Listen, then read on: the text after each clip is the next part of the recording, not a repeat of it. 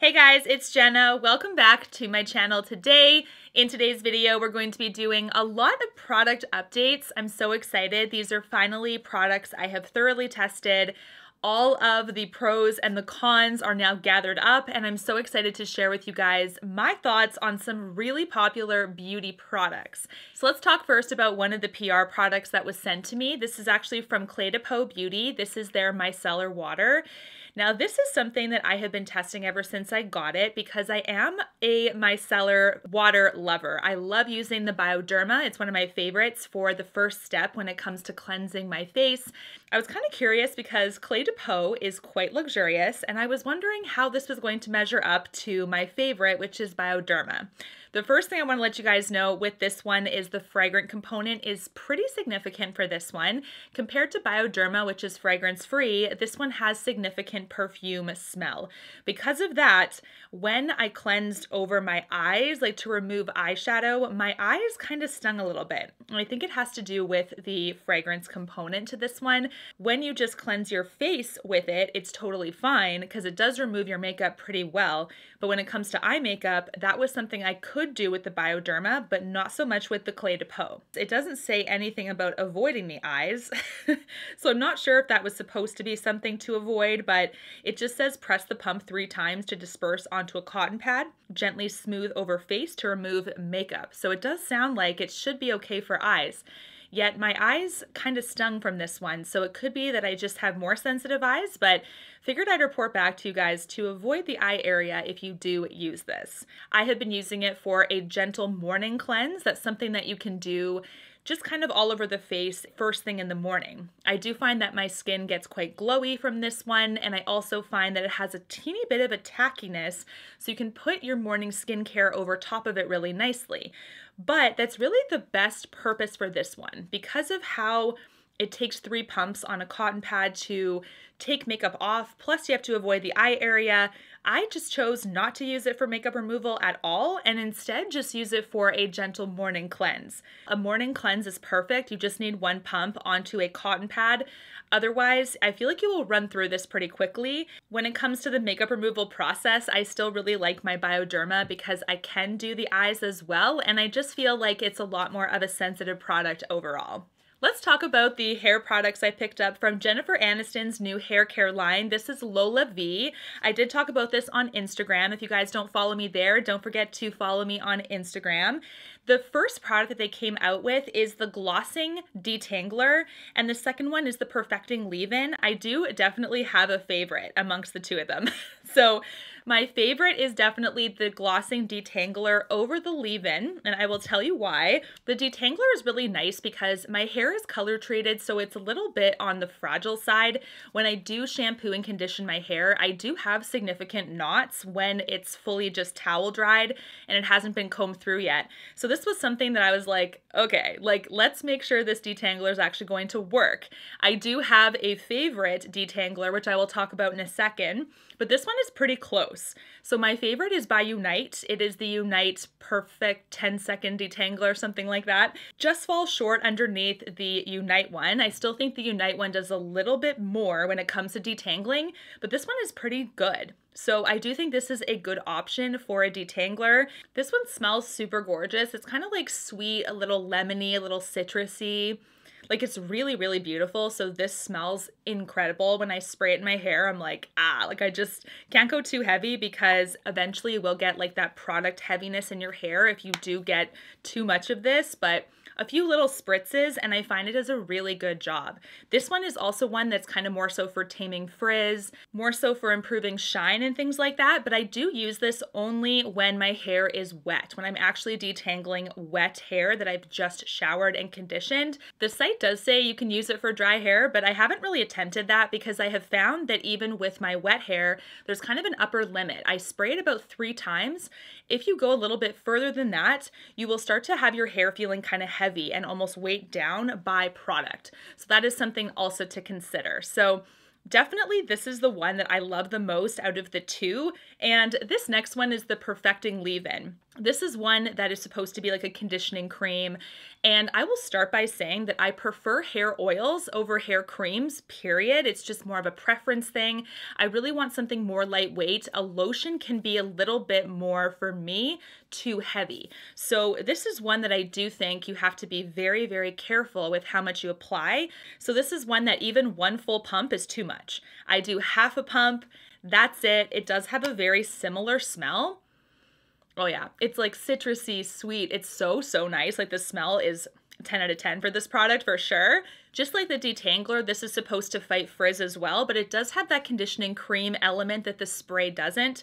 And this one also is one that is supposed to repair damage and put some hydration back into your hair.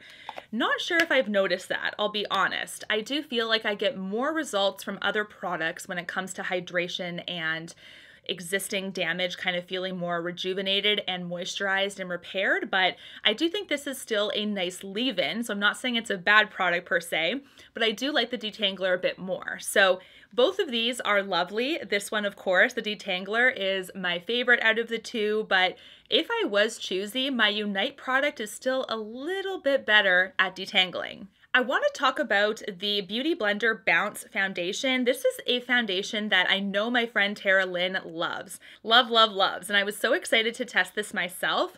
Now, I will be honest and kind of warn you guys that I don't know if this is a 100% love yet.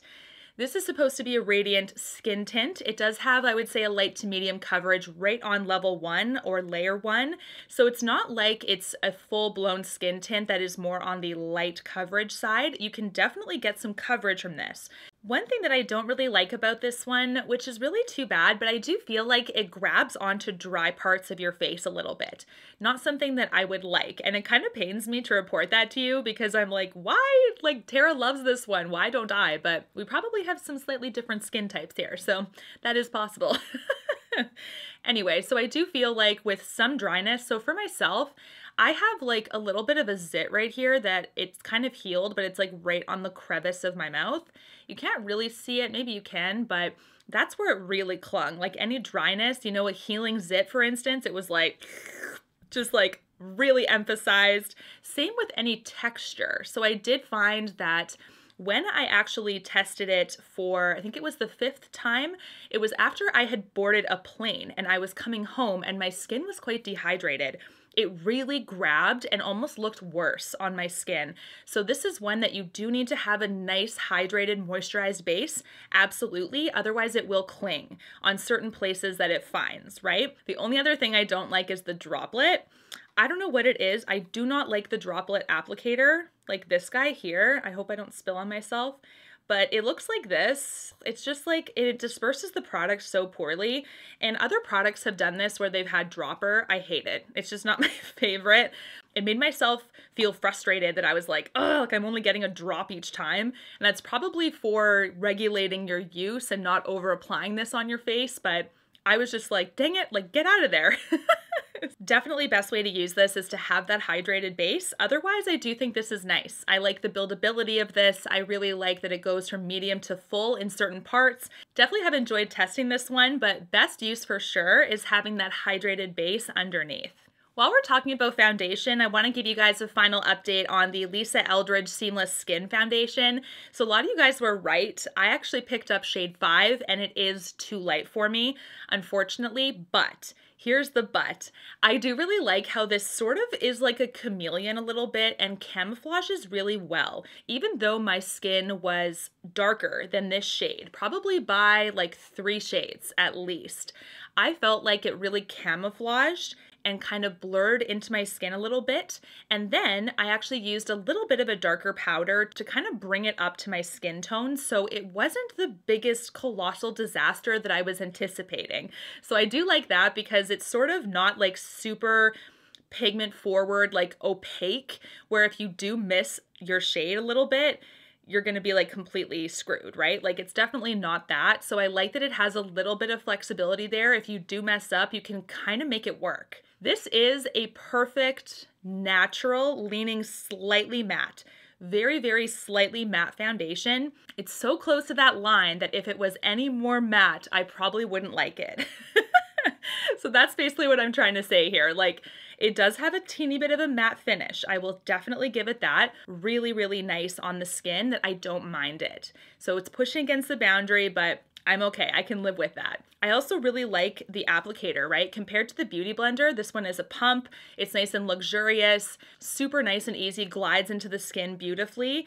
You can use a brush or a sponge with this. I have found both of them work perfect. And this one is also a medium coverage right off the top with a little bit of buildability up to full. But it just looked really, really nice. Like, it did match me, even like 3 shades too light. Putting that powder over top, that's kind of one of my tricks. Like, if you do find you've got like the lightest foundation of all time, put a little bit of a darker loose powder, nothing too dark, like just a little bit. And it does seem to sort of make it work. So I love that. Love how it lasts all day. It doesn't budge on the skin. I also like how it doesn't cling to dryness. So this is definitely a nice one from Lisa Eldridge. Quick little break in our scheduled programming to say a little hello. Oh man, he is so sweet. He just wanted to say a quick hi. This is Harvey for those that have not met him. He always likes to sit underneath my desk when I film, and he was pawing at me. I think he's starting to get used to the camera life. Harv is all ready for Christmas. He is so excited. And now let's continue with the product reviews. Next, I want to talk about this Wayne Goss mascara. This I picked up a little while ago, and when Patrick Ta released his mascara and then Rare Beauty released their mascara, I sort of forgot about this one. So I wanted to give you guys some updates on the Wayne Goss mascara. This is called the Waterproof Mascara. A couple of things I really like about this one, and there's a few things that I really don't like about this one. So first off, this is a waterproof product, so removing it is a little bit tougher than a non-waterproof product, which honestly, it is what it is, right? It's totally okay for that. It obviously needs to have that long-lasting power. The strength of this one is how it separates the lashes and how it sort of amplifies your lashes a little bit by adding a little bit of blackness through them, but nothing too thickening, like nothing too crazy where it looks like falsies or anything. It just looks like your lashes, but better. I really, really like how I can use it for the bottom lashes in particular. The brush type is really nice and short bristled, so it's not a long bristled wand at all. It's really nice and short, so it does get those bottom lashes perfectly without transferring mascara onto the bottom lash area, so I really love that. And I think that's primarily what I'm going to use this mascara for, I'll be perfectly honest. The top lashes are missing something, just a little bit. I do feel like they do a great job separating, like I said, adding a little bit of intensity, but this is a mascara that will not hold a curl very well. I believe there's only the one color of this out right now, but I do like how this is a really nice option for those of us that want something more minimal. Perhaps you will do better with this on your top lashes if you don't need to curl them. If you do, then you'll probably be a little bit disappointed because it does tend to weigh it down. I do like it for separating and amplifying the bottom lashes. It's perfect for that. Next, I want to give you guys a quick update on the Lawless Forget the Filler Lip Balm. I did pick this up because I really love Stephanie's recommendations. She is Babs Beauty on YouTube, and she really loves these.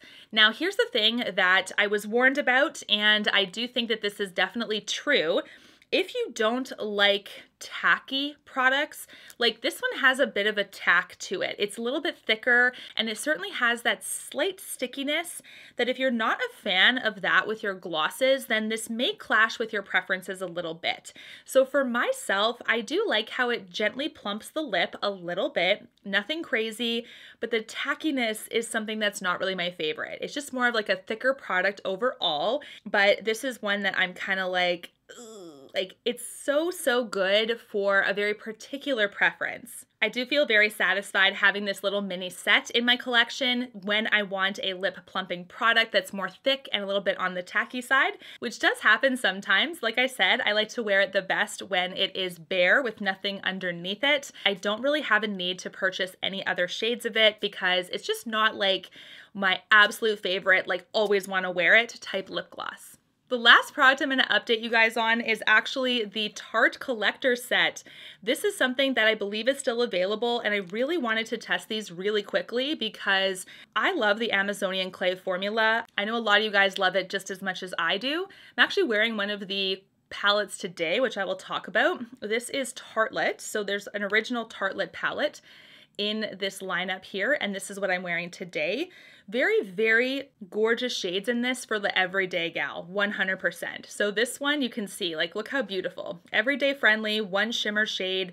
The rest of these are mattes. So we have 5 mattes and 1 shimmer, which typically is not like a Jena palette. It's a little bit imbalanced, right? I really want a little bit more shimmer in there, but I like how you can do this look here, or you can add the purple with the pink sparkle as well. Very, very stunning. Same Amazonian clay formulation as the palettes that we have come to love. Has that same smell, like that vanilla cookie kind of tart formula smell. So this one is the one I'm wearing today. And then I also really like this one, which is Lights, Camera, Lashes. This one is very similar to the Aspen palette in my opinion, just because there's some of the tones in there. I really love how there's a highlight in here that's sort of like you can wear as a highlight or a eyeshadow. I love all of the tones in here. They're just like pink and comfortable, like brownie pinks. Very, very stunning on the lid. This one has more shimmer than the Tartelette palette does, but you can only buy them in a 4 set. You can't buy them alone yet. So I would say in last place is this palette. This is the Big Ego palette. This is actually named after a mascara, I believe, that they have, and they've turned it into a palette. So you can see that it has really beautiful berry tones, nice purples in there. I think this one over here is just slightly drier than the other mattes in this entire collection of 4. So this is why it's sort of ranked where it is, because of that just slightly different shade there. And also this color story is very nice, but I feel like it's redundant in my collection right now. So this one is in the 4th position. In 3rd with this ranking of this little mini set, we have the Park Avenue Princess Cheek Set. So this one has a bronzer, a blush, and a highlight in it. The bronzer is on the lighter side, so I do layer it about 3 times. The other 2 are perfect though. I don't have to layer the highlight too much. It's super gorgeous. This champagne, very shimmery highlight that looks stunning on the skin. And we also have this really beautiful like pinky brown kind of blush, which is gorgeous. So these are really beautiful actually. This is in number 3. I just wish that bronzer was slightly darker, right? Now when it comes to the 2 products I've talked about, the Tartelette palette, the Lights, Camera, Lashes palette, Tartelette is in number 2, so it is super pretty. Like I said, I'm wearing it today. No duds in this one at all. It's so stunning, very gorgeous for the everyday gal. This is in number 2. I love the color story of this one. It's just everyday friendly, and I do think it's going to be very non-intimidating to a lot of makeup users. In my first place, though, is definitely Lights, Camera, Lashes, because of course the reminder of the Aspen palette, which has long been discontinued. So if you are wanting something that does have that same kind of color-esque like the Aspen palette, this is so pretty. This is gorgeous for that. Also, a really nice balance of shimmers and mattes in here, and this one also doesn't have any duds. So I love that. I really love this little set for the Tarte lover. If you want to divide them up amongst your kids or amongst your friends or whatever you want to do, I think that's a really awesome idea. Or keep them all for yourself like me. That's what I did.